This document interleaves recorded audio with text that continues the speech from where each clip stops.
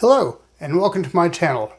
For those of you who don't already know me, my name is Lee Shane and I'm your local real estate professional serving East Tennessee and the Great Smoky Mountains.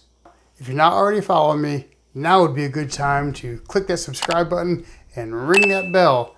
That way you'll be notified each time that I post new content. As a real estate professional, I have to stay up to date and keep watch on the market. And in this video, I'm going to give you my prediction on the future of the housing market as it applies to the East Tennessee area.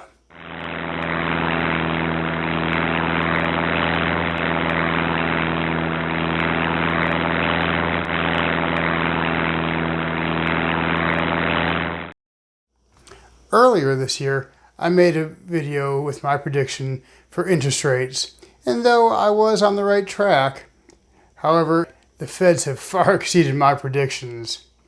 So here we are, halfway through 2022, and mortgage rates continue to rise. Fact is, they've already pushed the 6% boundary. And though today's rates are hovering right around that 5.5%, they change daily. And my prediction is not what any of us want to hear. With inflation at an all-time high, an economic recession is on the horizon. There's both good news as well as bad news. The good news is, even as mortgage rates rise, the housing market is expected to continue to grow, including new housing starts. Fact is, the demand is still higher than the current supply, and lumber prices are beginning to slowly come down. The downside is, the average middle-income home buyer may not be able to qualify for a home due to the higher interest rates. You see, the median home price in my market is around $285,000. And at today's interest rates, that puts a monthly payment around $2,050 based on an FHA-backed mortgage. And you see, the Feds have already announced that they plan to raise rates at least 4 more times by the end of the year. And though the mortgage rates aren't directly tied to the Fed's interest rates, they do have an influence on the housing market. If the economy continues in the direction we are currently headed, there is a high probability that we will see mortgage interest rates climb to highs not seen since the 1980s. And yes, it is possible that by the end of the year, we'll see mortgage rates as high as 8% or even higher. Well, I understand that some buyers are counting on another housing market crash and waiting to buy a home.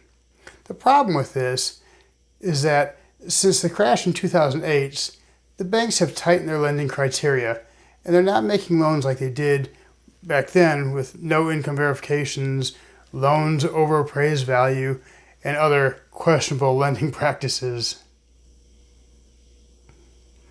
Due to the high housing demand, even with a looming recession and rising interest rates, it's expected to remain a seller's market, at least for the foreseeable future.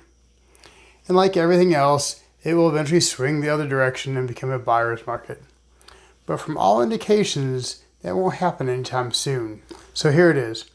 My prediction is that as interest rates rise, pushing many would-be buyers out of the market, housing prices will begin to level off. I mean, the fact is we're beginning to see some of that now. However, home sales are still up over 3%, which is significantly down from last year's 12% growth, but still moving in a positive direction. Home values also continue to increase, but at a much slower pace. So far, 2022 has only seen a 2.6% increase as opposed to the 5.5% in previous years. So it's my recommendation that if you're considering buying a home and you can qualify for a mortgage, now is the time to buy. Yes, interest rates are higher than previous years, but nothing says that you can't refinance once the rates come down again, and they will.